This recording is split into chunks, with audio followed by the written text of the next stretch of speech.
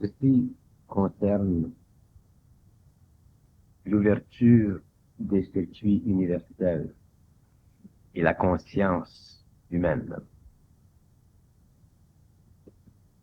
L'ouverture des circuits universels chez l'homme est un phénomène dont il ne connaît pas les lois.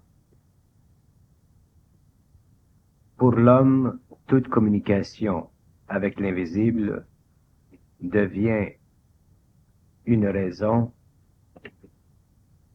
de croire qu'enfin il aura une réponse à toutes ces questions et que de l'invisible on lui indiquera de façon permanente la direction que doit prendre sa vie et les conditions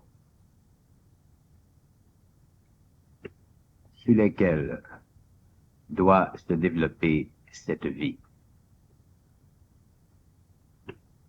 Ignorant des lois qui séparent le monde de la matière du monde de l'esprit, beaucoup d'hommes en contact avec l'invisible devront,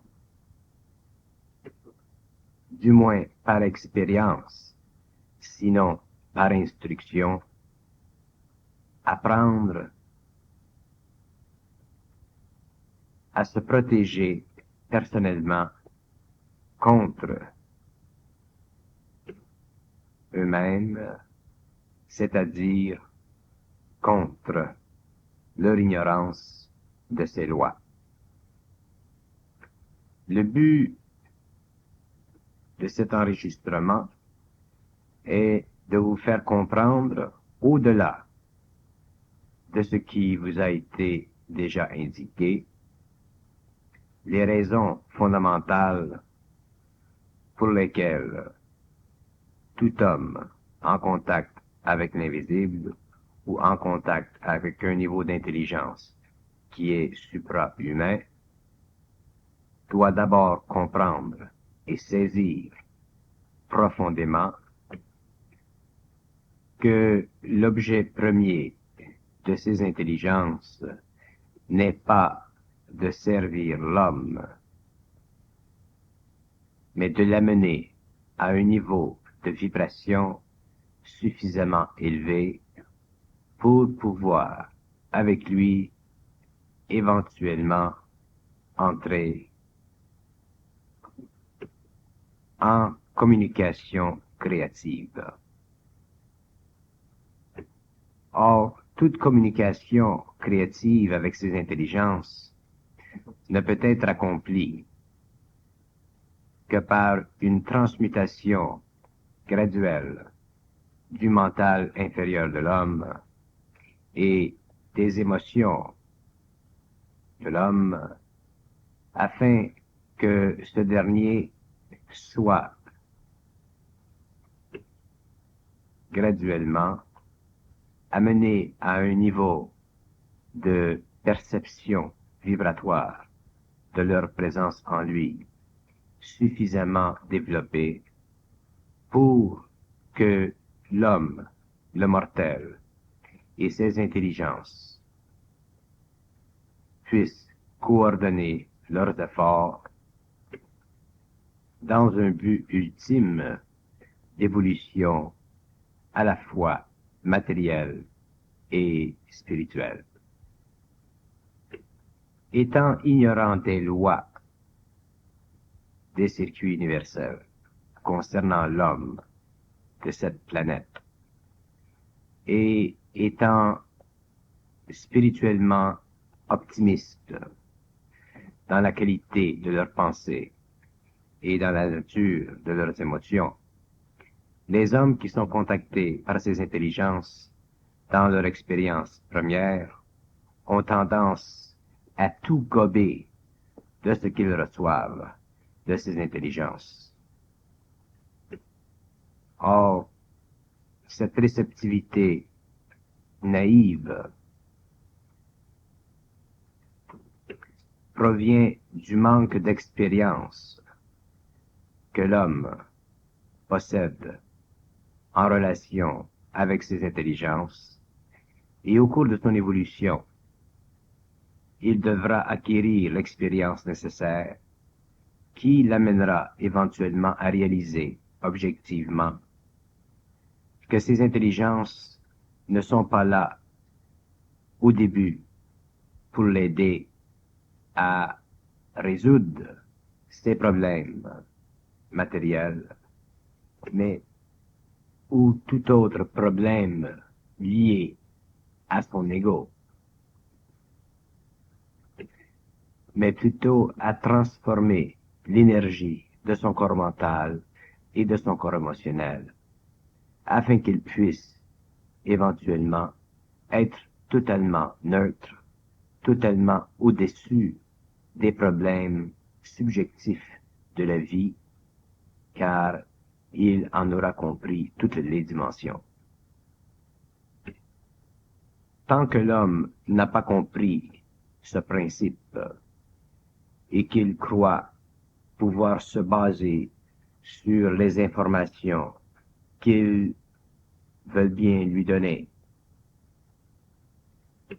informations qui correspondent très souvent à ses désirs personnels, il est évident que cet homme, éventuellement, reconnaîtra son erreur et apprendra à ne pas se fier sur les informations provenant de ses plans vers lui, dans le seul but de renforcer sur le plan matériel des ambitions quelconques de son corps de désir. Cette première leçon est probablement la plus difficile à comprendre et à vivre lorsque l'homme est en contact mental, télépathique, avec des intelligences dont il connaît le pouvoir et la sagesse. À cause de la tendance rationaliste de l'homme, à cause de son attitude ou de son habitude à toujours voir les choses de son propre point de vue et de juger ces choses en relation avec ce que lui voudrait qu'elles soient, l'homme se voit dans une position nettement inférieure en relation avec ses intelligences. De sorte que lorsqu'il a appris sa leçon, lorsqu'il a compris que ses intelligences opèrent sous certaines lois immuables et que l'homme doit petit à petit comprendre ces lois par son expérience, seulement alors l'homme est-il capable de se libérer complètement de la loi du mensonge qui plane au-dessus de sa tête et qui est manipulée de toutes les façons et à l'intérieur d'un cadre extrêmement nuancé par ses intelligences, par ses forces spirituelles. Il y va de soi que si l'homme aurait pu, pendant des siècles, avoir une confiance aveugle dans ses contacts avec l'invisible, qu'aujourd'hui, il aurait acquis une très grande et très vaste connaissance qui, éventuellement, l'aurait libéré de la condition humaine qu'il doit vivre aujourd'hui. Mais tel n'était pas le cas, et tel n'est pas le cas non plus aujourd'hui. Ce n'est plus un problème de communication que doit faire face l'homme. C'est un problème de discernement dans la communication. Et le discernement dans la communication n'est pas chose facile à apprendre ou à acquérir, car le discernement est un état personnel auquel l'homme a droit que lorsqu'il a subi tous les tests possibles et imaginables au niveau de son esprit en relation avec ses intelligences et qu'il a acquis l'équilibre émotionnel et mental qui devient pour lui ce que l'on appelle le discernement. Tant que l'homme possède en lui une émotion ou une forme d'énergie que l'on peut lier à l'émotion subjective, il est sujet à être trompé. Et c'est pourquoi les voyants, les médiums, tous les gens qui ont, à un niveau ou à un autre, contact avec des forces spirituelles, ne peuvent jamais opérer sur une base parfaite de perception extrasensorielle. L'ouverture des circuits universels à l'échelle mondiale devient pour l'humanité une source très grande de force spirituelle.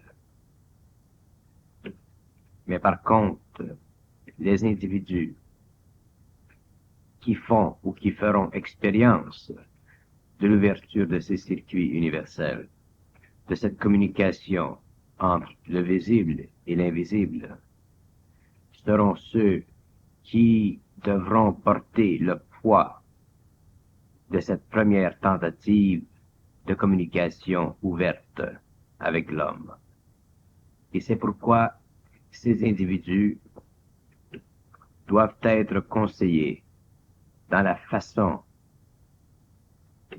de vivre cette expérience afin de ne pas assujettir leur résistance psychologique à une trop grande transaction unilatérale entre leur esprit et les esprits supérieurs. Tant que l'homme n'a pas appris ce principe de base, ce principe qui lui permet de se protéger de toute intention unilatérale, il est sujet à une souffrance intérieure qu'il aurait pu s'éviter s'il en avait compris les aspects profondément cachés derrière le voile de l'esprit.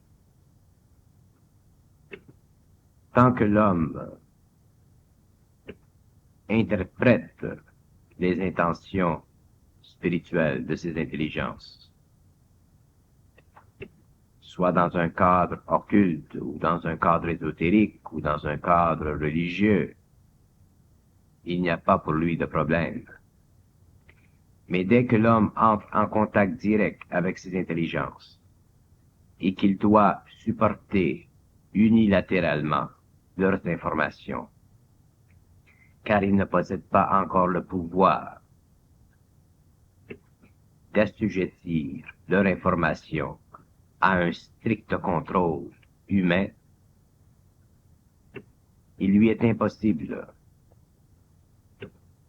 de participer avec ses intelligences d'une façon neutre et franche et totalement ouverte.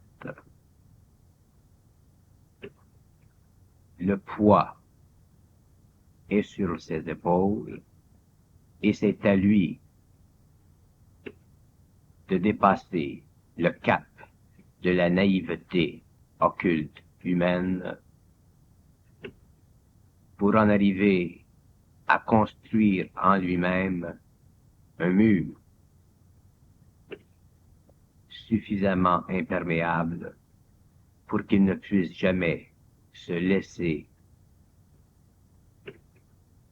prendre dans leur jeu. La dichotomie entre le monde matériel et le monde spirituel, la division, n'est qu'une fiction de l'esprit humain. Et lorsque l'homme entre en contact avec des intelligences qui évoluent dans des mondes supérieurs, il a l'impression qu'il doit vivre ou qu'il vit deux vies, une vie spirituelle et une vie matérielle. Or, cette impression est fausse. Et c'est justement de cette impression que résulte le fait que l'homme a tendance à croire ce que ses intelligences lui rapportent et à se fier à ce que ses intelligences lui rapportent, de sorte que petit à petit, il perd confiance dans sa propre intelligence et ne cherche qu'à se fier à la leur. Et c'est ici qu'il fait le faux pas. L'homme doit réaliser que le monde spirituel, les plans invisibles et le plan de la matière sont interdépendants, et que ces intelligences spirituelles ont toujours été en lui, qu'elles ont toujours œuvré en lui, mais qu'il n'en était pas alors conscient.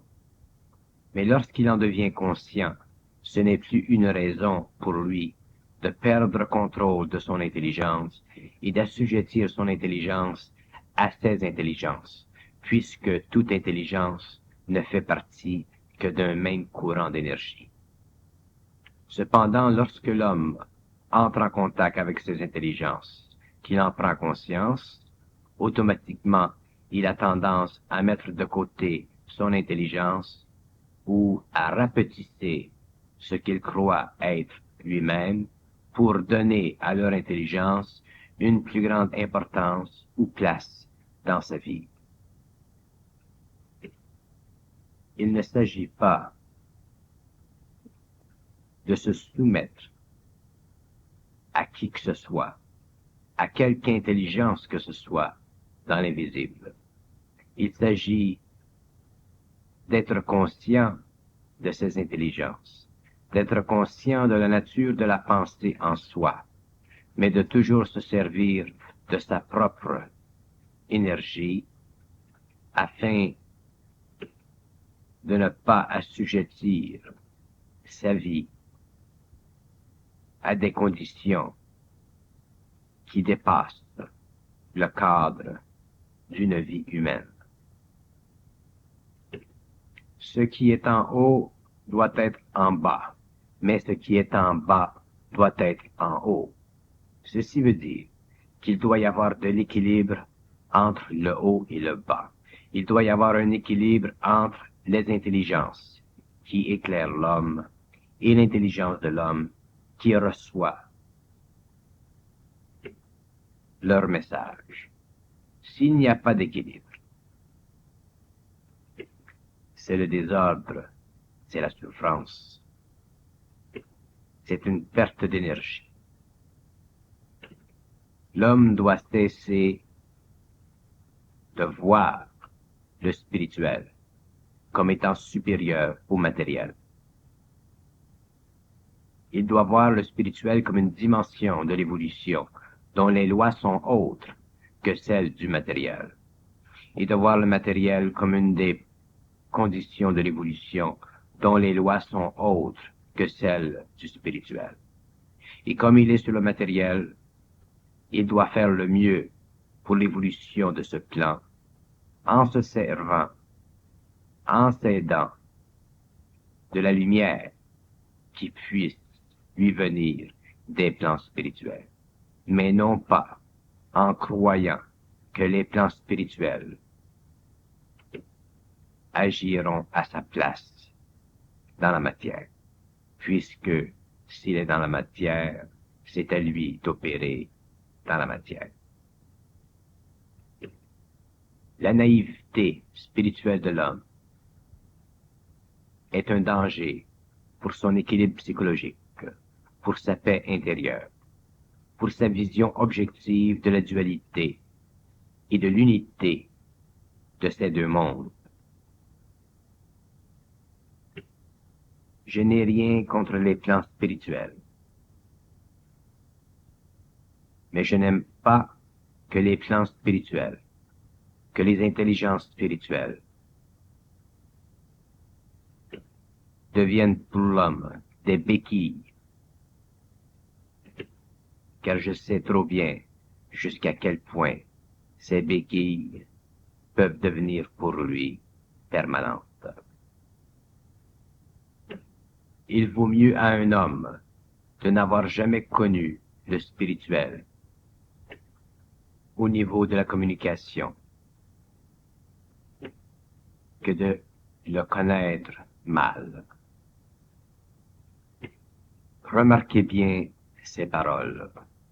L'homme peut être très près de l'esprit, mais il peut être très loin de le comprendre.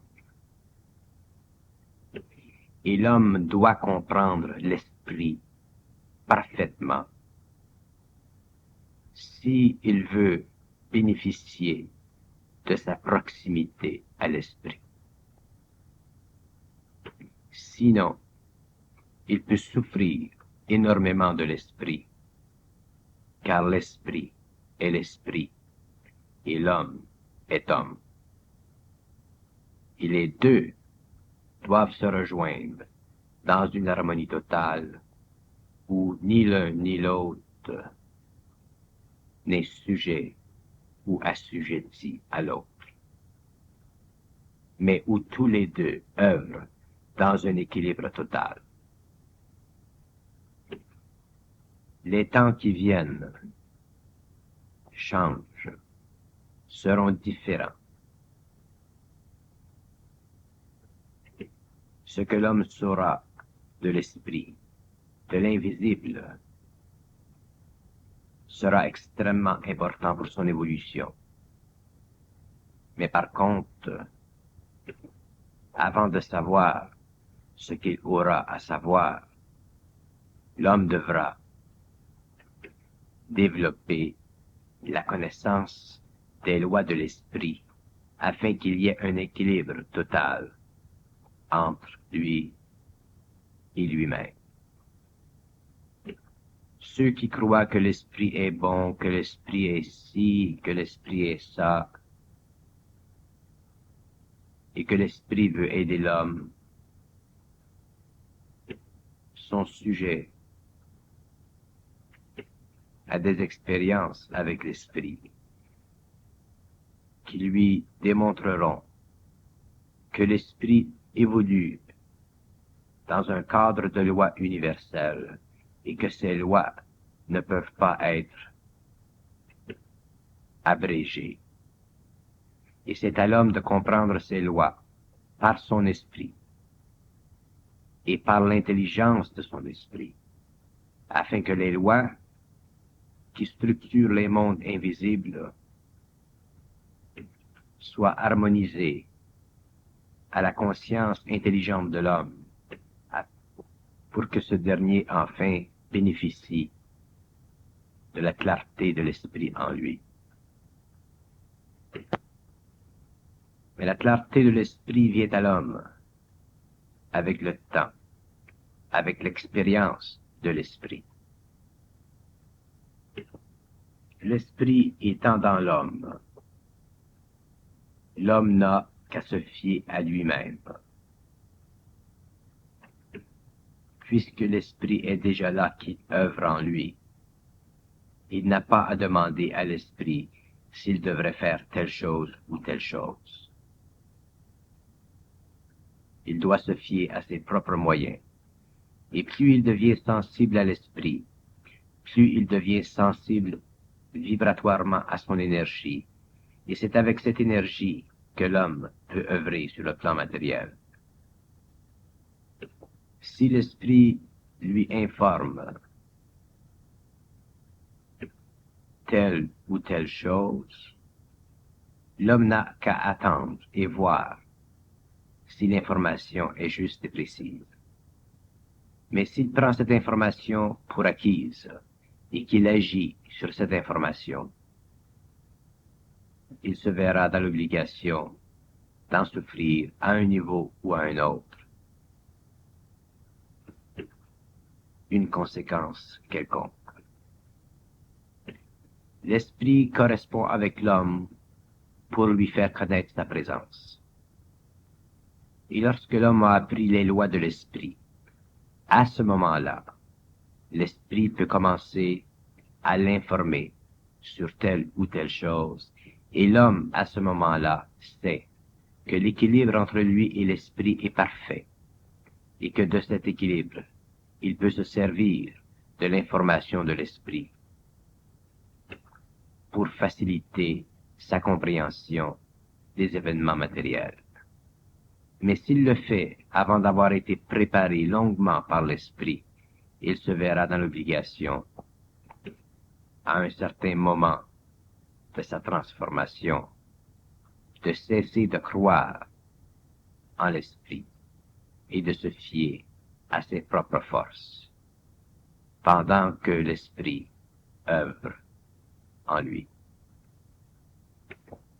C'est par l'expérience que l'homme comprendra ces choses.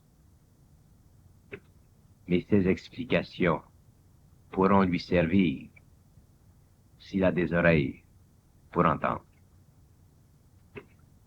Tant que l'homme n'est pas totalement harmonisé aux vibrations, à l'énergie de ses intelligences, il est soumis à la loi du mensonge cosmique. Et cette loi s'applique à tous les niveaux de la création. Lorsque l'ego, la personnalité et l'âme sont parfaitement harmonisés, il est alors loisible à l'esprit de donner à l'homme de l'information afin de faciliter le passage de la connaissance totale dans le but d'élever la conscience de la civilisation planétaire et de créer, au cours d'un cycle futur, une dimension nouvelle de l'évolution. Voilà le but du contact entre l'esprit et l'homme.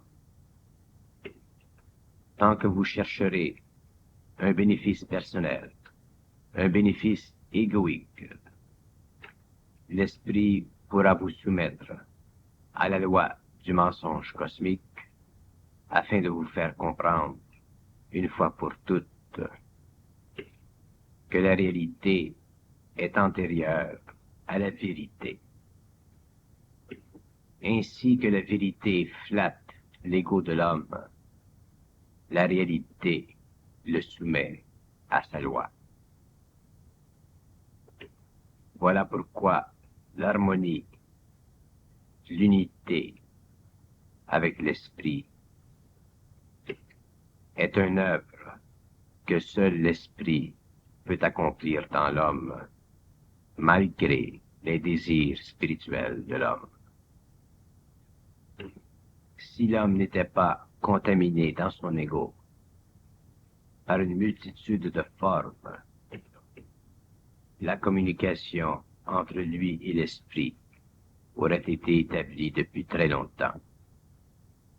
Et cette communication serait aujourd'hui libre de la loi du mensonge cosmique. Mais tel n'est pas le cas. Et pour cette raison, l'homme doit être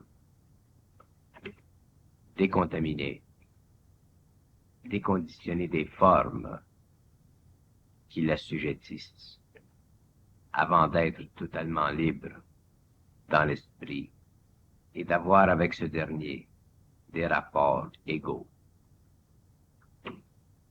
Tout ceci ne veut pas dire que la communication entre l'homme et les intelligences spirituelles n'est pas valable.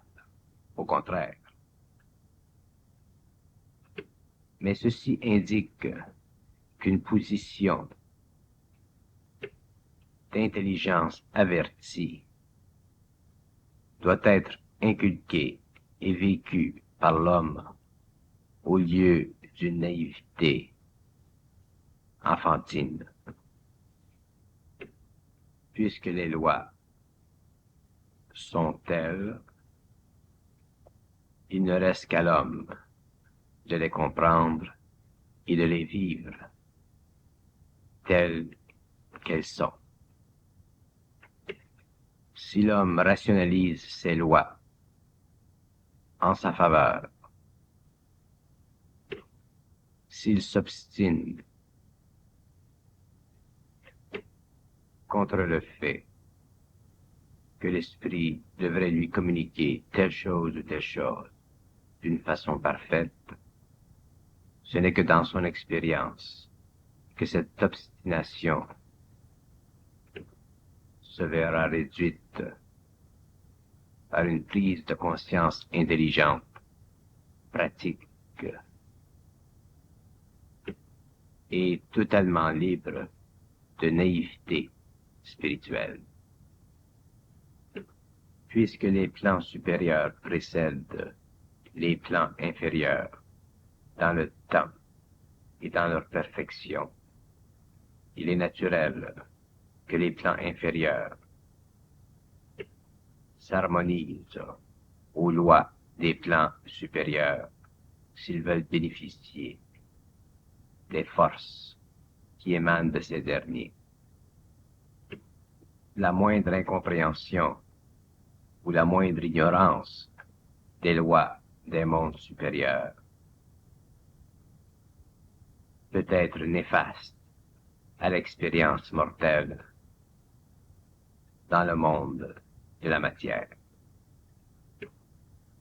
Il ne s'agit pas pour l'homme de devenir un instrument ou un outil de ses forces, un être manipulé par ses forces. Il s'agit que l'homme se tienne sur ses deux pieds, absorbe l'énergie de ses forces et s'en serve pour son bien évolutif. Mais tant qu'il n'a pas compris la loi de l'esprit, la loi de ses forces, il est sujet à une multitude d'expériences qu'il aurait pu s'éviter s'il avait compris que ce qui est en haut est en bas lorsque le plan inférieur est totalement harmonisé avec le plan supérieur. Pendant cette période de transformation, de transition, l'homme doit être sur ses gardes et ne pas prendre au sérieux ce qu'on veut bien lui communiquer.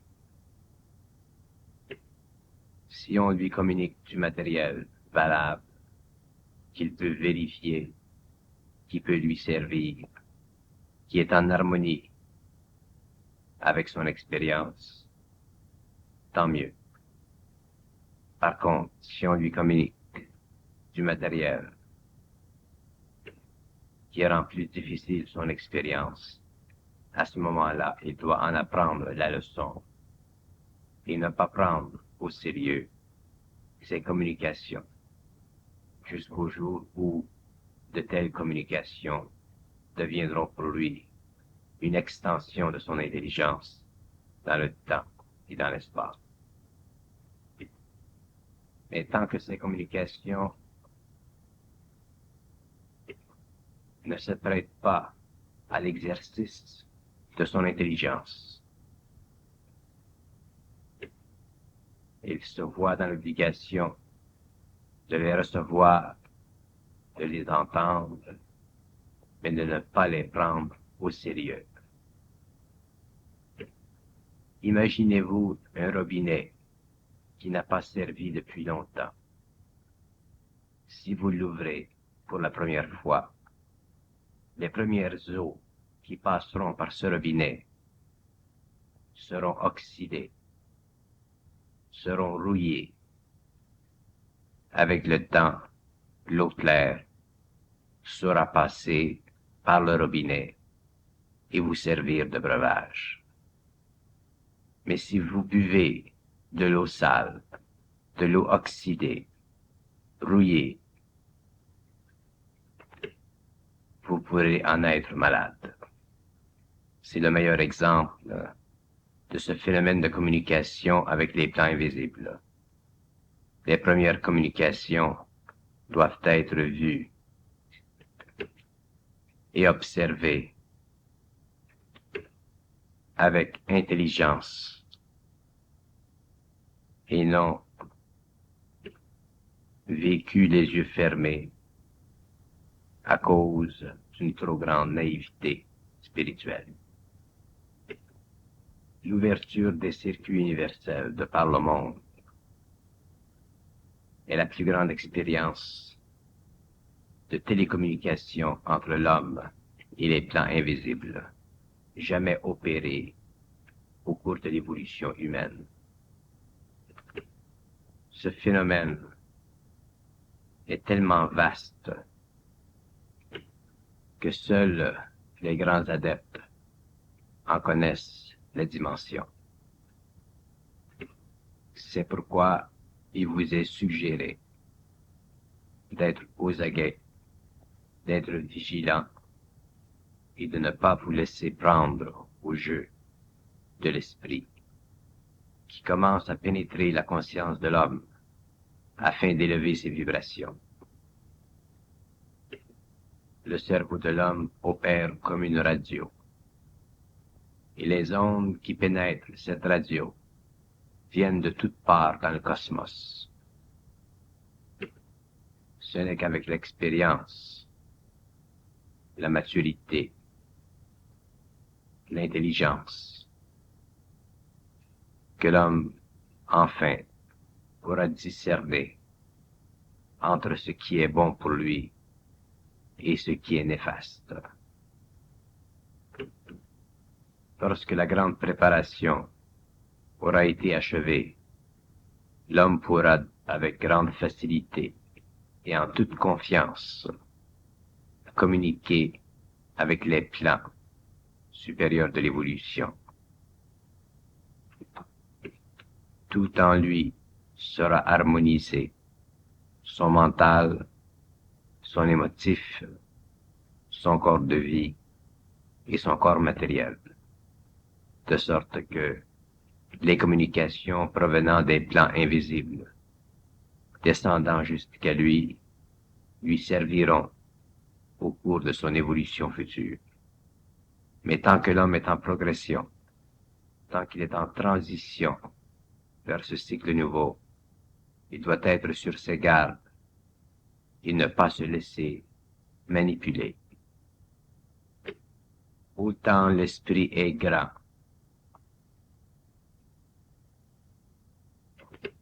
autant il est bon, autant il est terrible lorsqu'il n'est pas parfaitement intégré dans la conscience humaine. Plus l'homme est en relation avec la perfection, plus il est sujet à souffrir de cette perfection. Il n'y a pas de sentiment dans l'esprit. La loi de l'esprit est une loi universelle et elle doit s'appliquer d'une façon parfaite. Il ne reste à l'homme qu'à comprendre la perfection de cette loi à l'intérieur de son expérience personnelle, afin de ne pas souffrir de la perfection de la loi. C'est pour cette raison que je vous dis très souvent de ne pas croire, d'écouter, mais de ne pas croire. Si on vous a dit juste, tant mieux. Mais si on vous a faussé la vérité, c'est qu'il y a une raison, c'est qu'il y a un travail doit être fait en vous, afin que vous puissiez, avec le temps, être parfaitement en harmonie, parfaitement en équilibre avec les forces intérieures. Habituez-vous une fois pour toutes à ne pas vous prendre au sérieux, à ne pas prendre au sérieux les communications qui vous sont transmises, à les écouter, à les sentir et à voir si elles sont précises ou non. Suivant leur précision, vous saurez si l'esprit en vous est disposé à bien vous informer ou à mal vous informer. Si à certains moments on vous informe bien, c'est pour vous assurer. Si à d'autres moments on vous informe mal, c'est pour vous amener à une plus grande assurance par le truchement d'une expérience que vous devez vivre et dont l'esprit connaît le résultat bienfaisant. Vous avez vécu toute une vie sans contact avec l'esprit. Vous pouvez vivre une autre partie de votre vie en contact avec l'esprit, mais cette deuxième partie ne doit pas être soumise au jeu de l'esprit, puisqu'il est dans votre avantage, dans cette nouvelle vie, d'être plus libre, plus heureux et plus serein. Vous devez comprendre 3 choses. Premièrement, ne jamais croire ce que l'on vous dit intérieurement. Deuxièmement, toujours écouter ce que l'on vous dit intérieurement. Troisièmement, voir si ce que l'on vous a dit intérieurement correspond à votre réalité. Ainsi, vous pourrez bénéficier des informations justes et ne pas souffrir des informations fausses. Si l'esprit veut que vous sachiez quelque chose, sachez que il vous le laissera connaître. Par contre, si l'esprit ne veut pas que vous sachiez quelque chose, il pourra vous fourvoyer s'il sait qu'une trop grande curiosité ou qu'un trop grand intérêt personnel qui vous retarde cherche à connaître ce qui n'est pas pour lui de savoir.